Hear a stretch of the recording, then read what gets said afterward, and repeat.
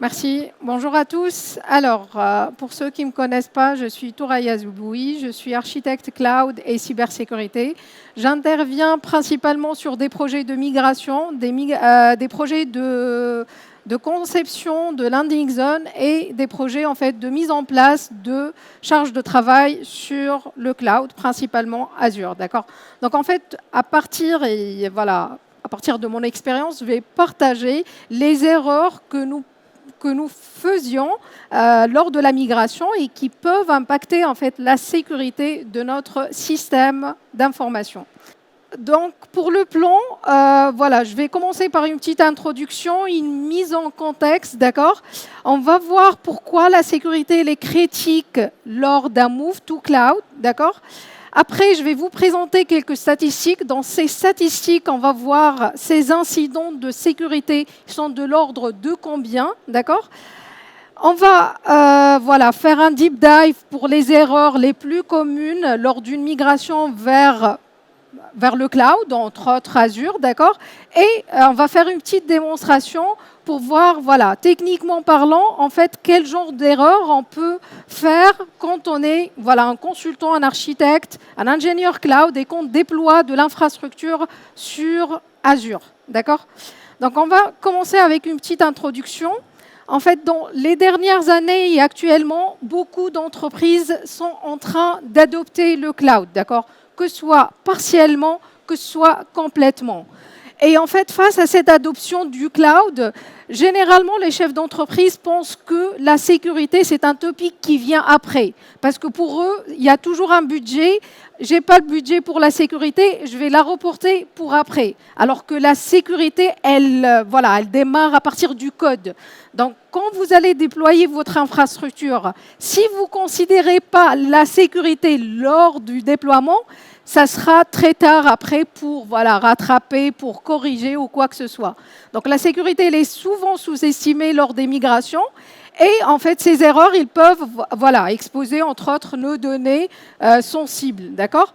D'où la nécessité, en fait, de comprendre les risques de sécurité liés au cloud et surtout identifier les bonnes pratiques. Donc, pourquoi la sécurité elle est critique lors d'un move to cloud? Lors d'un move to cloud, en fait, on passe d'un environnement on-prem, d'un environnement protégé, sécurisé, vers un environnement en fait qui est exposé. Donc, la surface d'attaque sur le cloud, elle explose. Pourquoi? Parce qu'on a de plus en plus de données et d'applications qui sont externalisées. On a en fait des accès via Internet à notre nouvel environnement. On a en fait des multiplications des services. Il faut savoir que sur le cloud, en fait, il n'y a que des services. Les services s'appellent eux-mêmes. Les utilisateurs en dehors du cloud, ils appellent également des services. Donc, il y a plusieurs services qui doivent être configurés, d'accord. Et il y a plusieurs utilisateurs qui utilisent en fait ces services également, d'accord. Et face à ça, en fait, face à cette situation, en fait, il y a plus de risques, il y a plus d'erreurs humaines et il y a surtout une mauvaise configuration pour ces services cloud, d'accord. Et là, à ce stade, j'insiste sur la nécessité de considérer la sécurité dès le départ. C'est-à-dire, quand on intervient, quand on a un projet de migration, il faut s'assurer d'avoir un consultant qui est spécial sécurité. Donc, en fait, la sécurité, elle commence à partir de la conception. D'accord ? Quelques statistiques, bien sûr, pour illustrer ce que je suis en train de dire.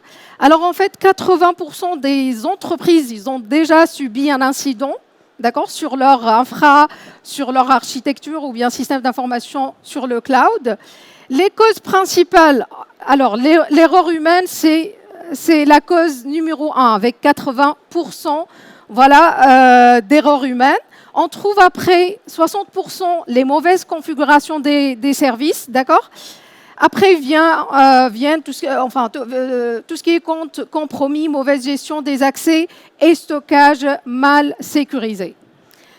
L'impact, bien sûr, il y aura ça va coûter cher. Toutes ces causes vont nous coûter cher en termes, c'est-à-dire de budget, toujours. En fait, une cyber-attaque sur le cloud, elle peut coûter en moyenne 5 millions de dollars entre voilà, réparation, entre si voilà, il y a des pénalités, etc. Donc, une erreur sur le cloud, elle peut coûter aux alentours de 5 millions de dollars. Le temps moyen pour détecter un threat, c'est de 2 mois. D'accord ? Donc, en fait, quand vous voyez les incidents, ils sont fréquents et coûteux. Mais bien sûr, ils peuvent être évités dès le départ. Maintenant, je vais vous présenter une liste qui n'est pas en fait exhaustive, mais voilà, the most common errors when we migrate to cloud. Parmi les erreurs en fait les plus fréquentes, c'est l'absence de plan de migration. La mauvaise, on va les parcourir après, hein, absence de plan de migration, la mauvaise gestion des identités et des accès, la configuration par défaut, d'accord, qui est non sécurisée, le chiffrement des données qui est insuffisant et l'erreur, bien sûr, toujours humaine lors des déploiements. Donc, je vais commencer avec l'absence de plan de migration sécurisé. Il faut savoir qu'une entreprise, quand elle va migrer sa charge de travail, elle va passer par un plan de migration, d'accord ? Il y a un plan de migration dans lequel on définit quoi ? On définit les lots, c'est-à-dire, voilà, quelle charge de travail on va migrer, mais surtout ces charges de travail, dans quel lot on va les migrer.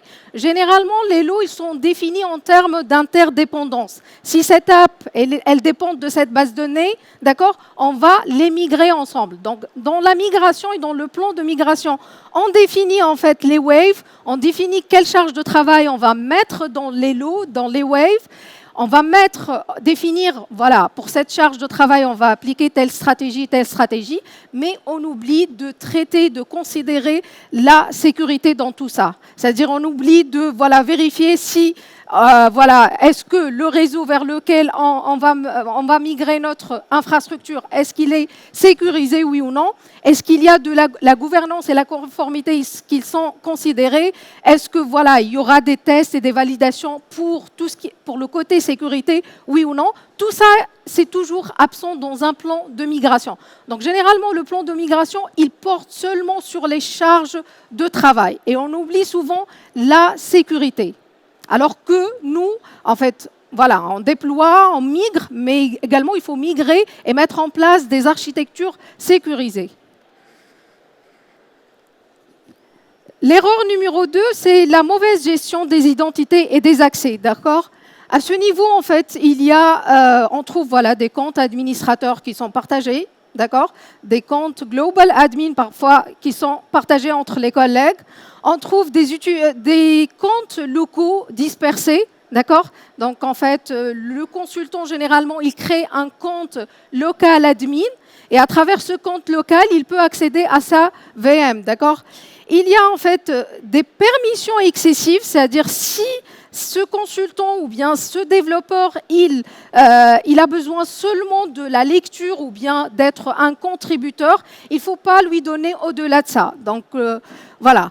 Comme solution, il faut bien sûr supprimer tout ce qui est shared account, c'est-à-dire des comptes partagés, admin, no way d'utiliser ce genre en fait, de comptes partagés. En plus, il faut renforcer l'authentification avec tout ce qui est MFA, d'accord ? Il faut également faire de la gestion centralisée des identités. Ça veut dire quoi ? Généralement, les comptes sur le cloud, ils doivent être, par exemple, gérés. Par exemple, si je parle d'Azure, au niveau de l'Intra-ID. Donc, il ne faut pas créer des comptes locaux au niveau de la VM, d'accord ? Et bien sûr, pour enlever la permission excessive, il faut utiliser le principe du moindre privilège. C'est-à-dire, si cet utilisateur a besoin d'avoir une lecture sur une VM, je lui donne seulement le droit de lecture sur une VM, pas au-delà de ça. L'erreur numéro 3. L'erreur numéro 3, c'est quand, en fait, on garde toujours la configuration par défaut. Généralement, quand on va demander à un consultant, si on ne lui donne pas un template sécurisé, si on ne lui donne pas un code déjà validé, d'accord, il va voilà, il va chercher le code peut-être sur Internet, il va déployer à sa façon le code, d'accord? Donc, il va utiliser une configuration par défaut. Généralement, ces configurations, voilà, les configurations par défaut, il y a un problème de port qui peut être ouvert. Il y a des services qui sont par défaut des passes, par défaut qui sont exposés, donc il faut les sécuriser. Et il y a des stockages également qui sont publics, d'accord? Donc en fait, il faut toujours vérifier les paramètres par défaut du service que vous êtes en train de déployer. Il faut également sécuriser les templates et utiliser des templates sécurisés. Et il faut faire un review régulier sur les configurations. L'erreur numéro 4, en fait, le chiffrement insuffisant. Généralement, dans les clouds, le cloud, toujours votre data sur le cloud, il faut savoir qu'elle est cryptée, elle est chiffrée at rest. Les cloud providers, généralement, ils fournissent ça, d'accord? Toutefois, quand votre data sur le cloud, elle est chiffrée, généralement, elle est chiffrée avec une clé qui est managée par le cloud provider, d'accord? Dans ce cas, ça, ce n'est pas suffisant. Donc, il faut rajouter votre propre clé dans ce cas, d'accord? Il faut avoir un contrôle sur ce chiffrement. Donc, il faut faire un chiffrement côté client également. Donc, vous avez votre clé et également, vous sécurisez votre clé avec, par exemple, des key vaults, des managed HSM, etc. D'accord? Donc, en fait, voilà, il ne faut pas se reposer seulement sur le chiffrement par défaut d'un cloud provider. Il faut en fait rajouter votre chiffrement, le chiffrement côté client, et il faut bien sûr les mauvaises gestions des clés de chiffrement. Ici, voilà, il faut bien sûr mettre en rotation vos clés et sécuriser également vos clés, que ce soit dans des key vaults ou bien dans des entités qui voilà, présentent un côté hardware comme les managed HSM.